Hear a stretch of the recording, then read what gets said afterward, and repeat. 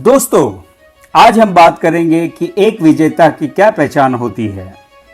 कैसे हम जानेंगे कि एक व्यक्ति विजयश्री का वर्ण करेगा या फिर पराजय का मुख देखकर संसार में साधारण जीवन जीकर संतुष्ट हो जाएगा। एक सफल व्यक्ति के इस प्रकार से गुण होते हैं। सर्वप्रथम उसमें हारने के पश्चात भी हार को झेलने की क्षमता होती है। ऐसा व्यक्ति कठिन परिश्रम से कदापि पीछे नहीं हटता है। उसे इस बात का सदैव स्मरण रहता है कि मार्ग में जितनी दुर्गम होगी स्थिति, उतना ही अपने श्रम हेतु वो सफलता की प्राप्ति कर सकता है। उसे उम्मीद रहता है कि सरल और साधारण पथ पर चलकर कोई महान कार्य नहीं किया जा सकता है।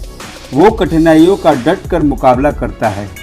किसी भी समस्या को वो ठीक दृष्टि से ही नहीं अपितु दृष्टिकोण से भी देखता है।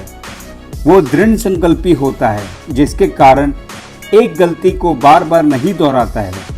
उसे ये ज्ञात होता है कि असफलता का जीवन में बहुत महत्व होता है। ये हमें विनम्र बनाती है और हमारे मन में हमारे शत्रु के प्रति भी सम्मान जागृत करती है। वो अपने सोच और विचार धारणा से किसी भी चुनौती को अपने अनुसार परिस्थिति में ढालने की क्षमता रखता है। उसे ये सदा स्मरण रहता है कि अथक परिश्रम से ही व्यक्ति इस संसार में अपना और अपने परिवार वालों का नाम सुनहरे अक्षरों में अंकित कर सकता है।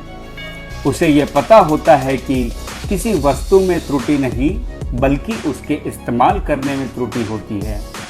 जैसे कि हम किसी चाकू से सब्जी काटकर उसकी उपयोगिता सिद्ध करते हैं, न कि उसके गलत उपयोग से अपने हाथ को क्षतिग्रस्त करते हैं और उसे अनुपयोगी घोषित करते हैं। एक सफल व्यक्ति अहिंसा के पथ पर जितनी दूर जा सकता है, वो हिंसा और कूटनीतिज्ञ से उतना ही पीछे ढकेला जाता है। उसे जितने की चाह अवश्य होती है, पर हारने के पश्चात भी वो हताश नहीं होता है, बल्कि दुगने उत्साह से एक बार फिर उस कार्य को करने के लिए तत्पर हो जाता है। वो सदैव अनपेक्षित शैली का इस्तेमाल करता है, जिसके कारण वो हमेशा अपने प्रतिद्वंद्वी से एक कदम आगे रहता है।